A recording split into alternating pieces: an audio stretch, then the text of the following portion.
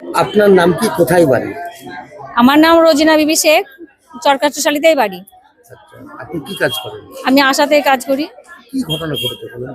এই মাকে আমরা তো প্রথম থেকে পুরো 9 মাস পরিষেবা দিয়েছি। তো উনি সমস্ত রিপোর্ট এই সদরেই করেছে, যে জেলা হাসপাতাল থেকে। ততক্ষণ পর্যন্ত ওর সমস্ত রিপোর্ট একদম ওকে। ও বাইরে থেকে কোনো রিপোর্ট করায়নি, কিন্তু সমস্ত রিপোর্ট সদরেই করানো। সেই রিপোর্ট অনুযায়ী আমরা সমস্ত পরিষেবা ওকে দিয়েছি। মাকে আমরা প্রতিদিন যেমন দেখার দরকার, যে পরিষেবা দেওয়ার দরকার সেটা আমরা দিয়েছি। তারপরে ওকে আমরা সদর জেলা হাসপাতালে ডেলিভারি করানোর জন্য ভর্তি করানোর কথা বলেছি। আর ওই মা এখন এলএমপি বা ইডিডি অনুযায়ী ওর 28 তারিখে পুরো ম্যাচুরিটি নিয়ে ভর্তি হয়েছে। ভর্তি হওয়ার পর ওর সাথে যেটা ঘটেছে, নর্মাল ডেলিভারি হয়েছে এবং ডেলিভারির পর ওর ডাক্তারবাবু বলছেন যে পেটে কোনো বাচ্চা নেই, কিন্তু আমরা যে এতদিন পরিষেবা দিলাম তাহলে সেটা কি, কোথায় গেল? আমরা কার উপর ভরসা করে এই সমস্ত মায়েদের এই জেলা হাসপাতালে পাঠাবো? সেটাই আমাদের একমাত্র মানে বক্তব্য। আমি দুঃখের সঙ্গে জানাচ্ছি, আমার এই মা কিভাবে বাচ্চা ফেরত পাবে? আর এই মা, হ্যাঁ অবশ্যই প্রমাণ আছে। প্রমাণ আছে, প্রমাণ থাকা সত্ত্বেও ডাক্তারবাবুরা এখানে মানছে না। আমরা যে ডাক্তারবাবুকে ভগবানের পরে স্থানটা দিয়ে থাকি, সেটা কোন ভরসায় দেবো? আর কিভাবে আমরা মায়েদের পরিষেবা দেবো? আর কিভাবে বলবো মায়েদের?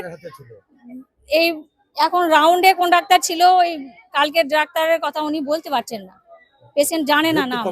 ভর্তি কাল 28 তারিখেই হয়েছে, ম্যাচুরিটির ডেটেই ভর্তি হয়েছে। আপনি তো সঙ্গে ছিলেন? আমি সঙ্গে ছিলাম না, পৌঁছাতে পারিনি, পরে এসেছিলাম, ভর্তি হয়ে গিয়েছিল।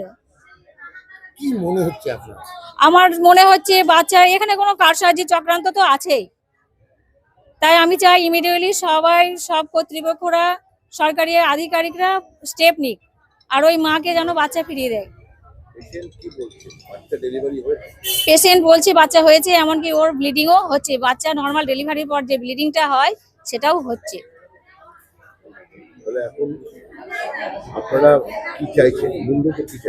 আমরা অবশ্যই চাইছি ডাক্তারবাবুদের কাছ থেকে সব পরিষেবা যেমন সবাই নিতে চায়, সবাইকে ভালোভাবে দিক, পেশেন্টটা সুস্থভাবে বাড়ি যাক, আর সমস্ত মায়েদেরকে ওরা ভরসা দিক।